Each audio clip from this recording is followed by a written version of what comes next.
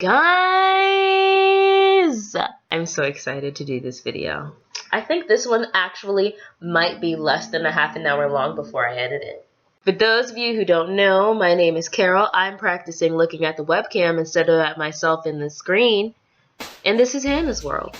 So today, we are going to talk about my experience on my first mission trip, and that is it was a roller coaster. And I'm going to try to not babble because it was really hard to outline this because of the fact that it was such a roller coaster. So here we go.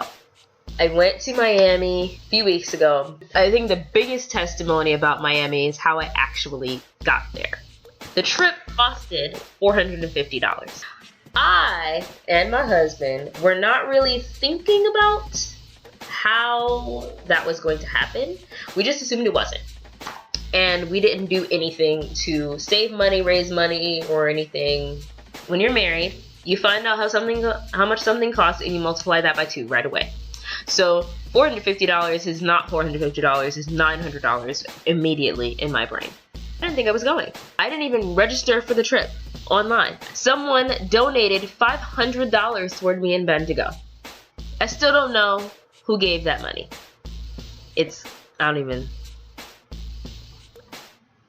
Most of the church is college students. What college student has $500 to give anybody? Depending on where you go, $1 is a couple packs of ramen. So $500? I would be at Chipotle every day with my irresponsible self when I was in college. Last thing I'm doing is giving it away. When I was in college, it's the last thing that would be on my mind. But somebody in Antioch Community Church thought of me and my husband to give $500. It's just, anyway. We played with children, we were playing basketball, we danced, we sang, we cried, we fed homeless people. I developed more confidence on that trip. I learned a lot about more gifts that I have that I didn't know that I had. I think when you grow up using the same gift all of the time, you really don't think you have any other one. At least that's how I was. And I've been in this place where God's kind of like holding me off on doing what's familiar to me so that He can show me other stuff that I have that He gave me. I felt so loved. I had never been told so many times that so many people were happy I was there. My absolute favorite part of Miami, encouragement cards. My church, this is a thing that we just do. We do it for birthdays, we do it for no reason. You having a baby, encouragement card. Your birthday is today, encouragement card. I was thinking about you while I was spending time with Jesus, encouragement card. We love to encourage each other. Whether it is just, this is something I really like about you, or even better, this is something I feel like God was saying to you. I love giving them and I love doing them. You would have a different person to encourage every day, and you would be getting an encouragement card from a different person every day. You never know who it is. Throughout the day, they just come up to you and hand you your encouragement card. And the thing that's so cool about it and so amazing about it that I especially experienced today, you can go back and read them when you need to be like reminded about what's good about you. Because sometimes you feel like you just be like, I'm screwing that up, and oh look, I messed that thing up too. You got all this long list of all of the things that you've messed up and all of the things that you're bad at. And then I went back and you just read what God has to say about you. For me to be questioning myself so much and my walk with God so much, to read somebody's encouragement card that says you are a strong woman of God, or that you are a refresher, you're refreshing to the people. Like, that is so and you'll get an encouragement card sometimes, you're not even sure what place it's speaking to. You're like, thank you? I don't really know what this means, but thank you. And then you find out when you read it again. And this has been weeks. I was like, oh, that's what He was saying. That's what God was saying. Something really amazing that happened. I had some really, really in-depth conversations about race with people who are not people of color. To have that conversation and to feel like you're being heard and listen to. It's not, Carol, it's not that bad, or you're just complaining, or well, those people probably, nothing to combat it with. Nothing to try to diffuse whatever it is that I'm feeling. Not, man, I'm so sorry, I'm gonna go sit in silence and try to avoid you so that I could not offend you with my whiteness. None of that either. She didn't make it about her at all. That's such a blessing. Instead, the response was, I wanted to pray for your place of fear for you and your husband's safety. I have never been prayed for as a black woman, period, let alone by a white woman. One of the biggest blessings that I will ever get in my whole life, and I will never forget it. And I have another friend who just knows his facts and has really logical thoughts about the truth of what's going on in the country, and he doesn't try to pretend it's not there because it makes him uncomfortable. He acknowledges it, and he's not afraid to. It just warms my heart.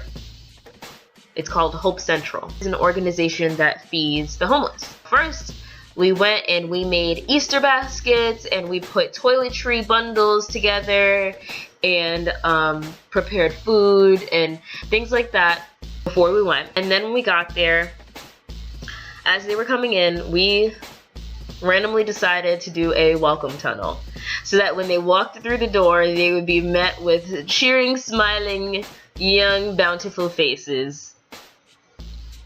And we were dancing and cheering and everything.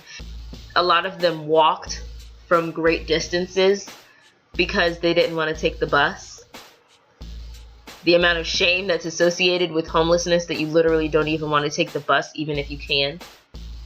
To see the tired and sad faces immediately change when they walked in and saw what they were being met with.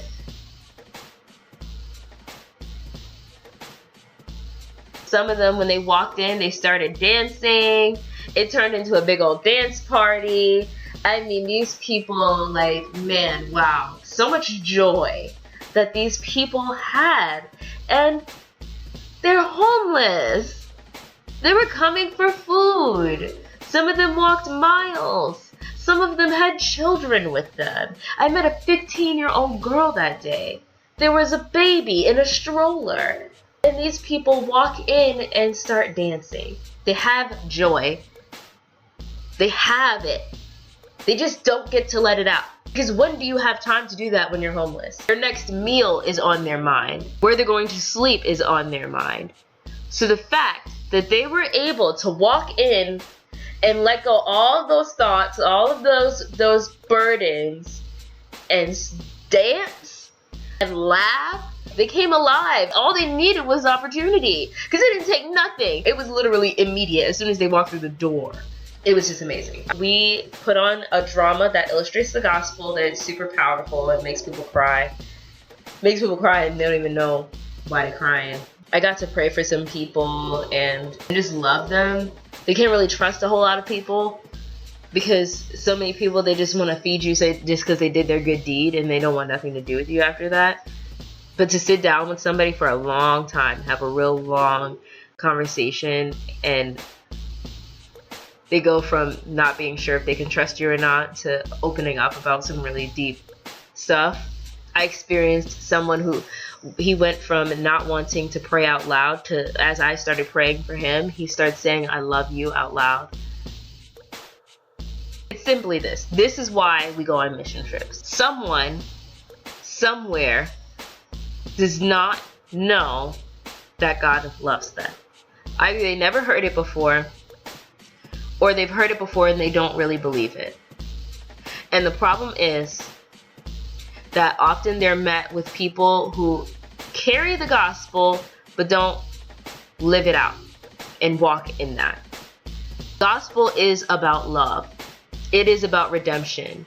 It says that no matter how badly you feel like you probably screwed up, no matter how bad your life was, wipe that slate clean and just simply know that there is a God who literally created the heavens and the earth, who rose from the dead just so that he could be your friend. He created you just to be your friend. It's not about doing all the right things.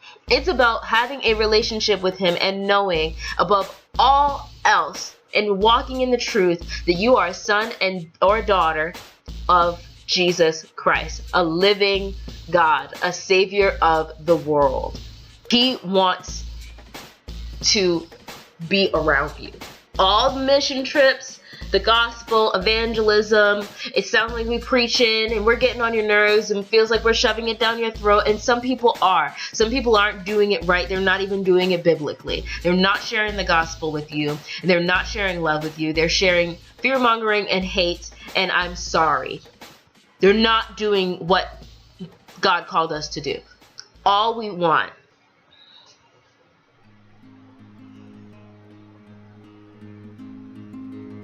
I should be dead.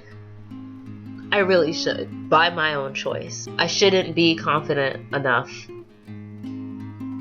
to look at a camera screen and talk, hoping, but not really knowing if somebody's even watching, because I didn't feel important enough to watch for a long time. I did not know for a long time that I was valuable. I'm still learning what that actually means.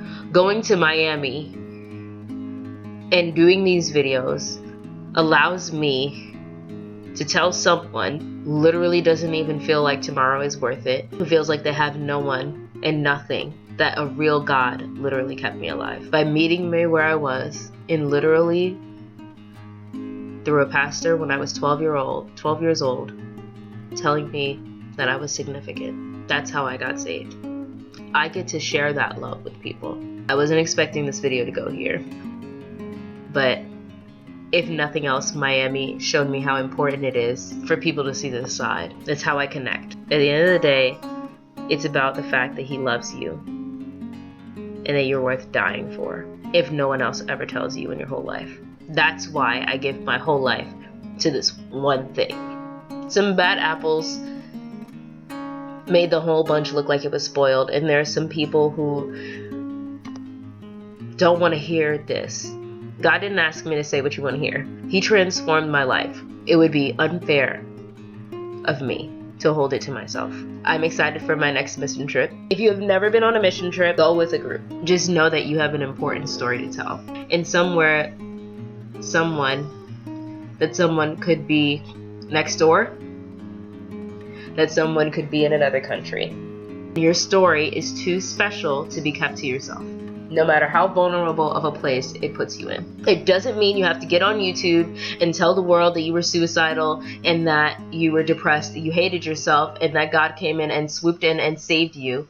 That's what I chose to do. But you don't have to get on the internet and tell the whole world. One person at a time is just as good, if not more effective. I hope that this video makes sense. And remember, you are important.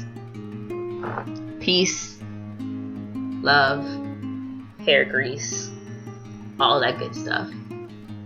All of it.